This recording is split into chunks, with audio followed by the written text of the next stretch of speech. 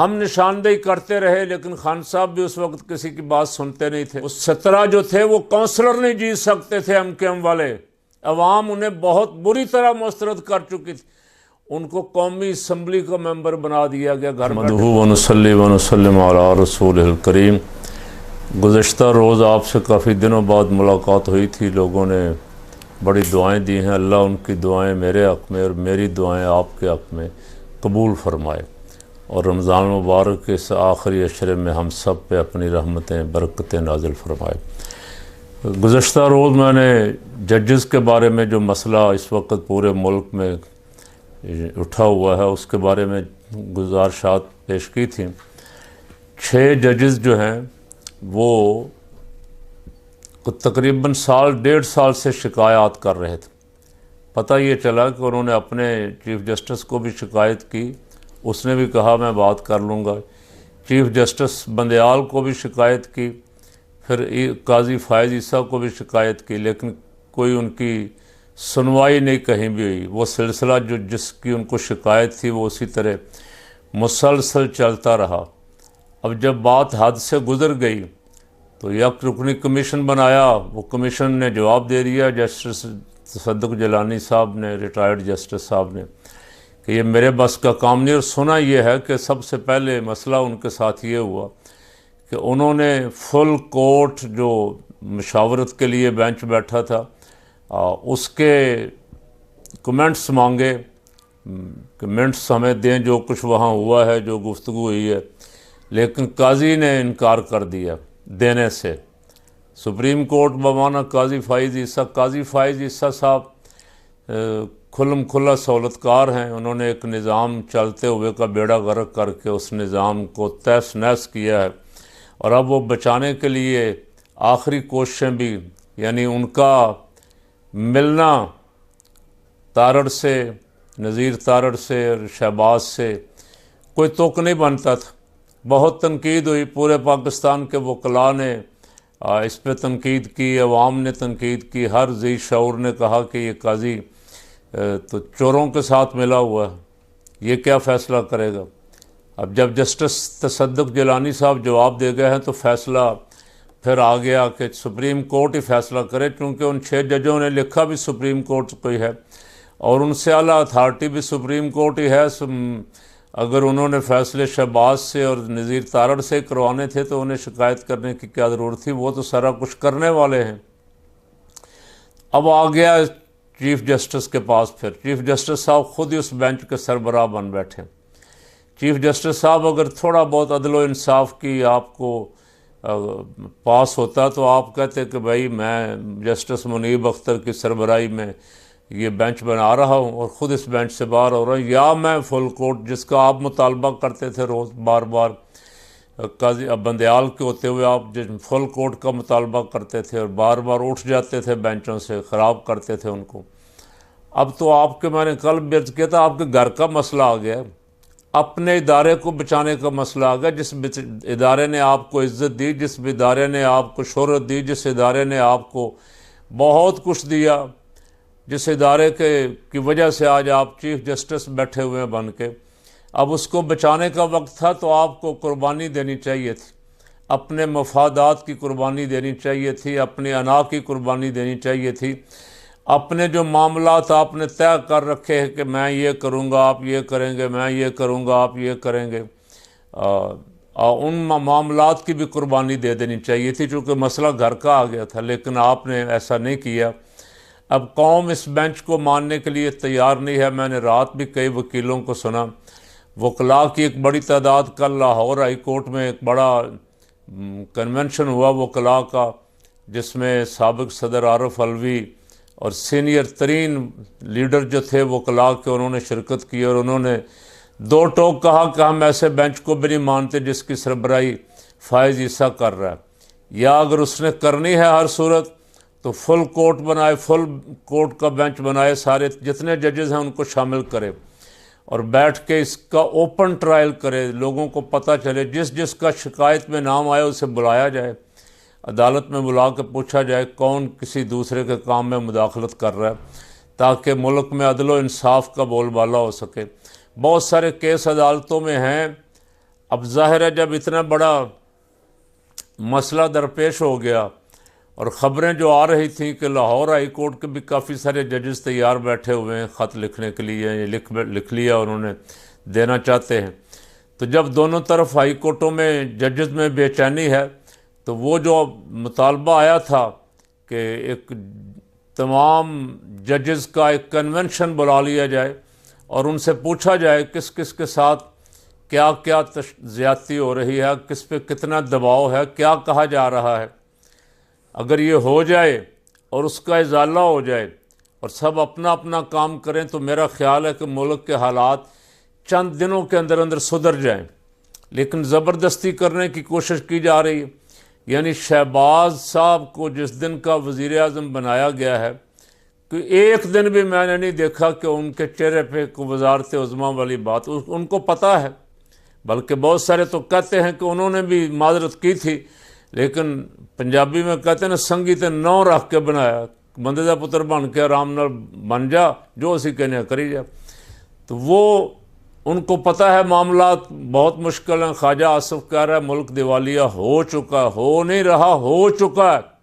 उसका हुकूमती बेंचों से कोई जवाब आना चाहिए था, कोई जवाब नहीं आया। ये कहते रहे शहबाज शफीक साहब हमने अपनी सियासत कुर्बान की है, रियासत बचाई। हालांकि ये बहुत बड़ा झूठ था। जिस वक्त इन्होंने इक़्तिदार बाजवे से साजबाज करके लिया था उस वक्त तो मुल्क अच्छा भला चल रहा था।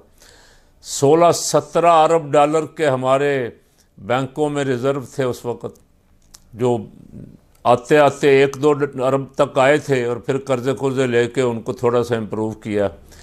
तो ख़ुद ही हुक्मरान हुकूमती जमातें, मैंने कल भी अर्ज़ किया था कि कपकपी है। इसका हल क्या था? सारे का हल ये था कि जो हकदार हैं, जिनको अवाम ने वोट दिया है, हुकूमत उनके सुपुर्द कर दी जाए। आपसे नहीं चलेगी। खान के ज़माने में, हालांकि खान ने बड़ी गलतियां की उस दौर में, पहली उसकी हुकूमत थी और उसके साथ भी बहुत सारे गद्दार लगे हुए थे, बहुत बड़े बड़े मोटे पेटों वाले लगे हुए थे, जो बज़ाहिर उसके साथ लगे थे लेकिन अंदर से धोखा दे रहे थे। अंदर उनकी गोटियां कहीं और फिट थीं और मामला तय करके उन्होंने इस हाल तक पहुंचाया। हम निशानदेही करते रहे लेकिन खान साहब भी उस वक्त किसी की बात सुनते नहीं थे। तमाम तर खराबियों के बावजूद भी मुल्क ठीक चल रहा था। 34-35 अरब डॉलर तारकीन वतन जो बैरून मुल्क पाकिस्तानी हैं वो भेज रहे थे और 32-33 अरब डॉलर की सिर्फ और सिर्फ सनत, एक सनत ये कपड़े की, टेक्सटाइल की चल रही थी। तो 60-70 अरब डॉलर आपको इन दो मद्दों से आ रहा था। अब आप अंदाज़ा लगाएं। शहबाज बड़ा मासूम मुंह बना के कहता है कि जी वो हमने रियासत बचाई। उस वक्त क्या हुआ था रियासत को शहबाज साहब? सिर्फ ये हुआ था कि आपकी बाजवे से सौदेबाजी हो रही थी और बाजवा आपको कह रहा था कि मैं आपके केस ख़त्म करता हूँ, आएँ आप जल्दी आ जाएं, मैं इमरान को हटाता हूँ। इसलिए कि बड़े अमेरिका बहादुर साहब नाराज़ बैठे थे उनके रूस जाने की वजह से, वो हटाना चाहते थे। बाजवे की ड्यूटी लगी, बाजवे ने, मैंने पहले दिन भी कहा था साइफर केस अगर किसी ने चलाना है, किसी में इतनी ज़रूरत है, अव्वल तो बेचारे जज अपना रोना रो ही रहे हैं, पता लग गया सबको।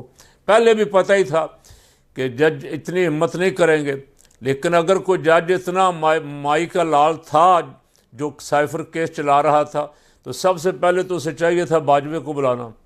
अब बाजवे से पूछगिछ करते कि सारा कुछ क्यों किया। मौलाना फजल रहमान कहते हैं बाजवे ने हमें बुलाया, शहबाज कहता है, ख्वाजा आसिफ कहता है, ये सारे जितने, बिलावल कहता है, ये सब कहते हैं कि बाजवे ने हमसे कह के ज़बरदस्ती तहरीक अदम एतमाद पेश करवाई। बाजवे से पूछा जाए कि उसे किसने कहा था, वो बज़ाहिर बयान ये देता था कि हमारा सियासत से कोई ताल्लुक़ नहीं है, लेकिन उसका वो गोटे गोटे गिट्टे गिट्टे या गोडे गोडे सियासत खुबे सन बाजवा साहब, और पाकिस्तान की सियासत का बेड़ा गर्क करके चले गए। अब जिनको मैंडेट मिला है वो जाहिर है जाली लोगों को कैसे मानेंगे, और जब जाली लोगों को अवाम मानेंगे नहीं तो निज़ाम कैसे चलेगा। अब काजी साहब को चाहिए कि अपनी गलतियां तस्लीम करें, ये तस्लीम करें कि मुझसे बहुत बड़ी गलती हुई। आरओ को इंतखाब दे के नंबर 1, नंबर 2 एक जमात से उसका इंतखाबी निशान लेके बहुत बड़ी गलती हुई। नंबर 3 अब बार बार जो इलेक्शन कमीशन डेट नहीं दे रहा था उसने डिले किया, फिर डिले किया, फिर डिले किया। 2 सूबों के इंतखाबात नहीं करवाए कई महीने तक। आइन की खिलाफ वर्जी हुई। सुप्रीम कोर्ट को आइन पे पहरा देना चाहिए था, नहीं दिया गया। दोनों निगरान हुकूमतें अपनी मुद्दत क्रॉस कर चुकी थीं। उनको पकड़ने की बजाय, उन पे आइन शिकनी का केस चलाने की बजाय उनको इनामात दिए गए हैं। वो सेनेटर बनाए जा रहे हैं, बना दिए गए हैं। काकड़ भी, मोहसिन नकवी भी और इसहाक डार जैसे भी घर बैठे बैठे सेनेटर बनाए जा रहे हैं। लें भाई, आपको तोहफा है, आपने जो तबाही मुल्क की फेरी है आपको दे रहे हैं घर। ये अगर जीत के आते तो कोई दुख नहीं था, ये अवाम के वोटों से आते, ये उन वोटों से आते जो जायज़ वोट जिन MP MNA को पड़े थे। लेकिन ये 45 फार्म 47 के ज़रिए आए, ये पैसे दे के आए, जालसाजी के ज़रिए आए, धोखे के ज़रिए आए। तो ये जितने मर्जी कमीशन बनाते रहें, निज़ाम आगे कैसे जाएगा। इसलिए फ़ैसला करने वालों से गुजारिश कर रहा हूँ कि जितनी जल्द हो किबला दुरुस्त कर लें, मामलात को दुरुस्त कर लें। कुछ नहीं बिगड़ा। अगर वो कहते हैं ना डुलिया बेरा का कुछ नहीं बिगड़ा, या सुबह का भूला शाम को घर आ जाए तो उसे भूला ही नहीं कहते।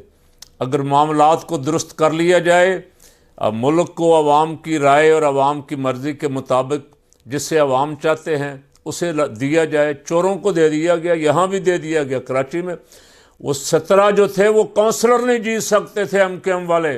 अवाम उन्हें बहुत बुरी तरह मुस्तरद कर चुकी थी। उनको कौमी असम्बली का मेंबर बना दिया गया। घर बैठे कहा गया जी आप मेंबर हैं जनाब, उठें, आपने जितनी सीटें मांगी थी हमने उतनी आपको दे दी हैं। मखसूस नशिस्तें भी हम जीती हुई पार्टी की छीन के आपको देंगे। अब ये सेनेट के इंतखाब जो हो रहे हैं ये भी जालसाजी है सारी। जब तक उस जमात को जिसको वोट मिला था उसको उसकी सीटें नहीं मिलती, उस वक्त आप सेनेट के इंतखाब ही नहीं करवा सकते थे। लेकिन धक्केशाही की जा रही, और ये धक्केशाही जो है लग रहा है कि अवाम की बेचैनी जो है वो किसी इनकलाब का पेश खैमा है, किसी इनकलाब की सूरत इख्तियार कर रही है। अल्लाह करे इस मुल्क के लिए हालात बेहतर रहें, अल्लाह इस मुल्क की हिफाजत फरमाए, दहशत गर्दों से इसकी हिफाजत फरमाए और चोरों और डाकुओं से इस मुल्क को निजात अता फरमाए।